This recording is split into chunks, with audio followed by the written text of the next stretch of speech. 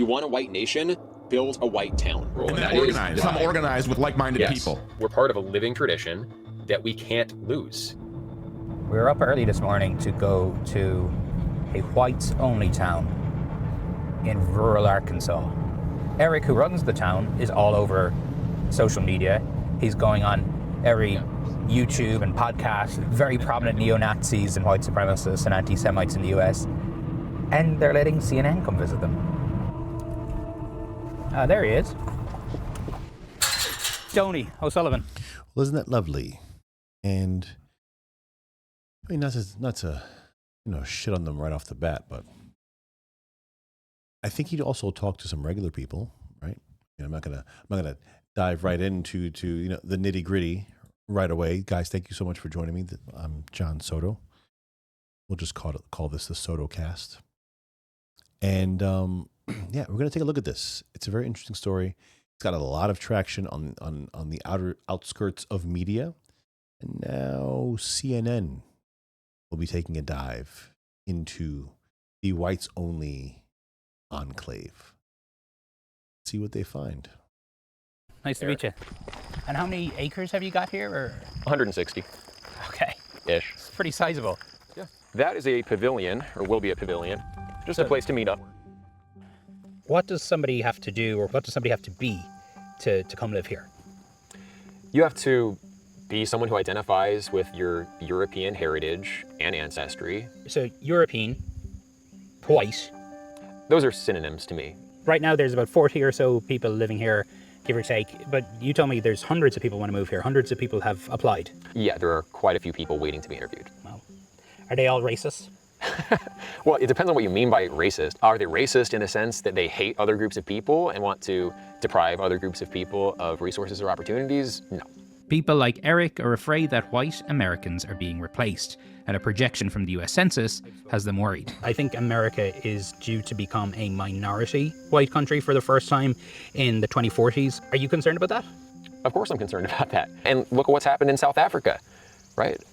White people used to run that country. When the tides turned and political control was given to non-white people there, people have to live behind bars and be very cautious. There's private security everywhere. But these fears aren't confined to rural Arkansas. The greatest invasion in history is taking... Wow. What a turn. Isn't that amazing? That's pretty amazing. So they go from somebody who wants a white-only town, is interviewing people, and to be fair, like I wasn't going to get into it right away, but I think you should have an absolute right to do this. Like, what the hell do I care about somebody making a town in Arkansas that I can't be a part of? That's totally fine. I think you should be allowed to discriminate based on anything. If you want to do that, go right ahead. Go right ahead. I can't partake in it, so you're not going to be getting any of my dollars or any of my resources. So that's fine. I don't have an issue with it. I don't think it's bad. I don't think it's wrong. I think you should have the right to be around people that you want to be around, regardless of how you're choosing those people. I like to take people on an individual basis when I can. So I don't. That doesn't mean that I don't recognize patterns of behavior for when it comes to groups, and that what that means, not to be taken out of context, is that if I know that if I'm walking down the street and I see a bunch of people that I think are going to rob me based on whatever characteristics they are, then I'm going to leave, cross the street, do something different. You'd be stupid not to.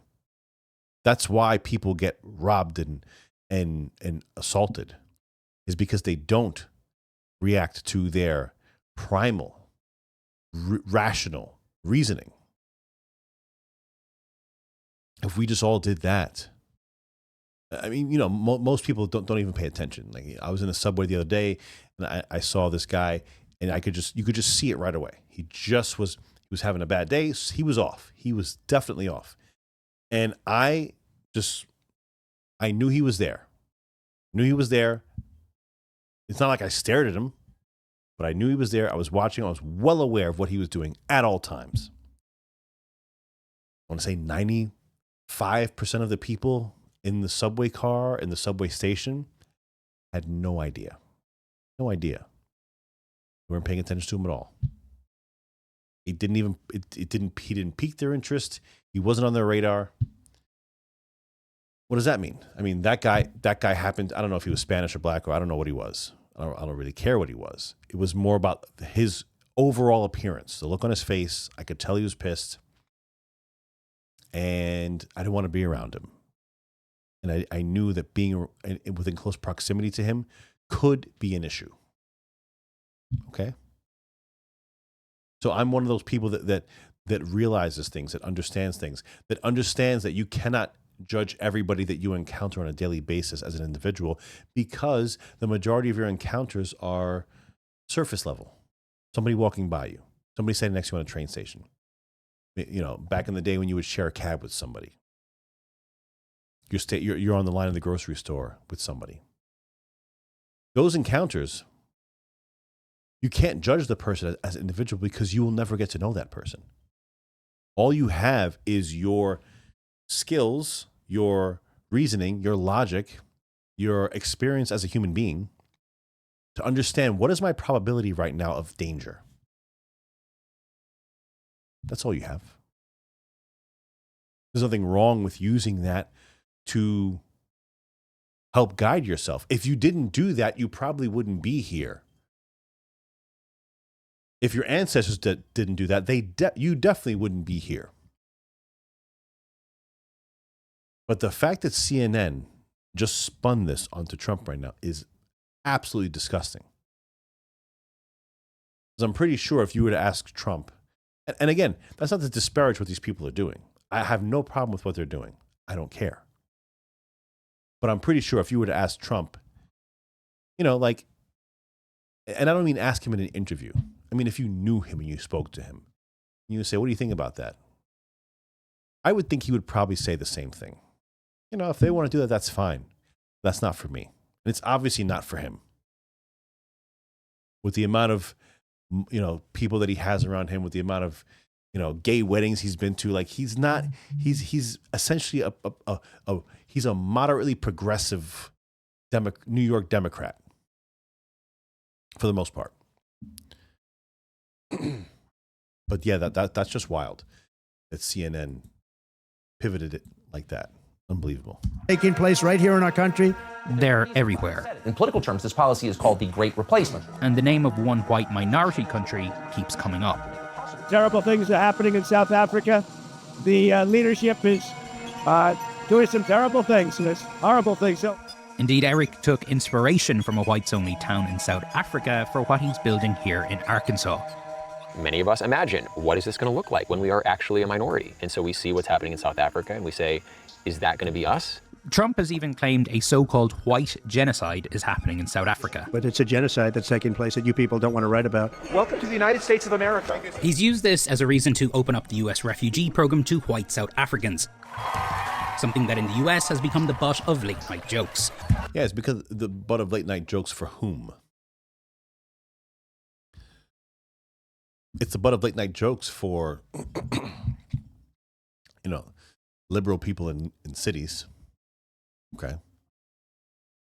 But to the people that are actually being murdered, the people that are actually being killed, the people that are actually being persecuted because of their lineage, because of their heritage, because of their skin color. I mean, all you have to do is reverse it, and then it's totally fine. All you have to do is say Trump is bringing in, you know, pick somebody from, you know, somebody being persecuted from the Congo, whatever, and then it just becomes fine. Or it wouldn't get any news coverage, because then it would show that he's helping people like that. You know, like the amount of news coverage that was picked up when he ended the war in Rwanda. Okay. He stopped massive amounts of black Africans from being killed. Nobody heard about it. But he sees that there's an issue in South Africa where white farmers are having their land confiscated and they're being persecuted. And he said, you know what? They're being persecuted. They're refugees.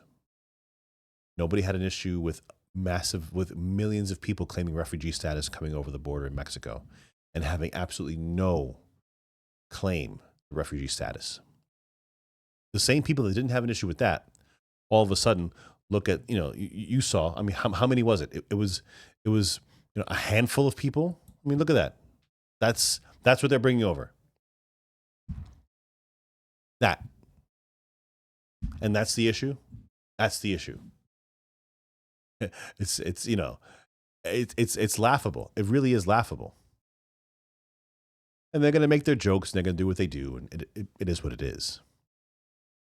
But it's just important to understand that the way they craft these narratives, it's important to take them in, because you have to understand this is what you're going up against. This is what the people are consuming. This is what they believe. The average liberal, progressive, centrist at this point, lefty. And we have to be able to combat it. We have to be able to fight against it with our ideas, with what we know, with our knowledge base. It's important. Very important.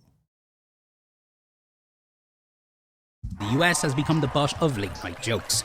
President Trump has signed an executive order giving refugee status to white people from South Africa. I could have sworn that white people had it good in South Africa. Must be the Mandela effect. Specifically, Trump is giving refugee status I just wish it was funny. to Afrikaners. These are the descendants of the people who created the most diabolical system of white supremacy in human history, apartheid.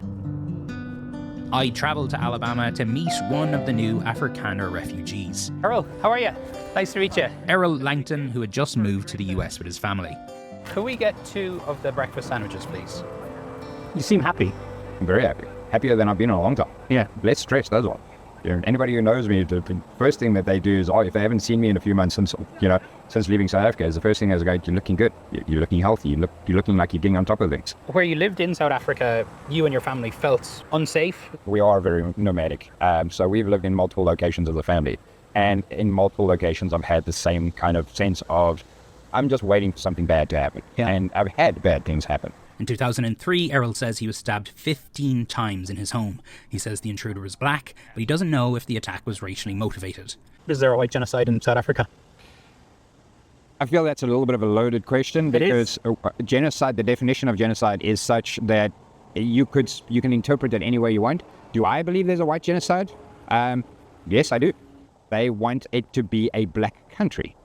And if that's not the definition of genocide, I don't know what is.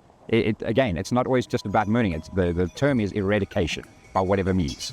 So how has the idea of white persecution in South Africa taken such a strong hold in the US? I think one could say that a lot of the problems that we experience in South Africa today might be experienced by countries like America in the future. A lot of it is down to this man, Ernst Roots, an Afrikaner who's made multiple trips to Washington, D.C. and has appeared all across conservative media.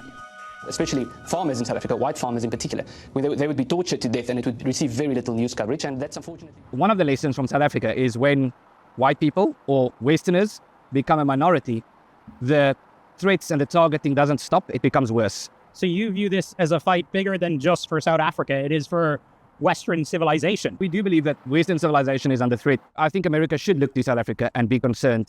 How important has Donald Trump been for putting the Afrikaner issue on the world stage? Well, he's been fundamental, and he's played a very important role. Death, death, death, horrible death. Roots' message has made it to the White House.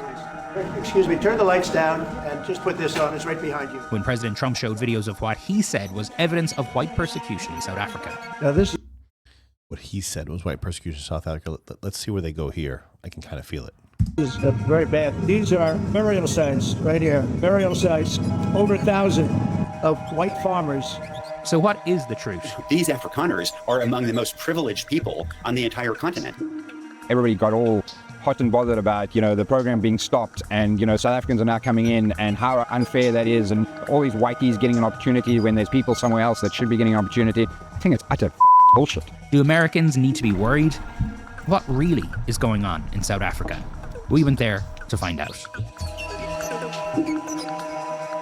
That's a hell of a fucking segment. They're gonna leave it on a cliffhanger right there. So we shall see in the next segment, I guess. But I'm gonna guess that they're going to go in a very specific kind of way. What do you guys think they're gonna do? Kind of have an idea of what they're gonna do. So I mean, they start with this guy. He's making basically a white colony in Alabama. Like I said from the beginning, more power to him. Guys, if you're still here, please subscribe to the channel. That is all I ask. Just one little click. We'll just do it right there. Click, subscribe. That's all you got to do. Thank you so much. So he's doing the white little colony in Alabama, and he should have the right to do that. That's no issue. White people are being killed in South Africa. There are many accounts of that going on.